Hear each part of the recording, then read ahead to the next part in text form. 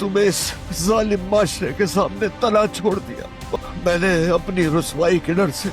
एक औरत हर दुख बर्दाश्त कर सकती है अपने शौहर के लिए, मगर उनकी डेथ हो गई।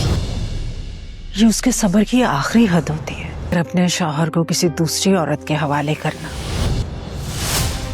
और आज देखो मैं खुद तनहा हो गया हूँ।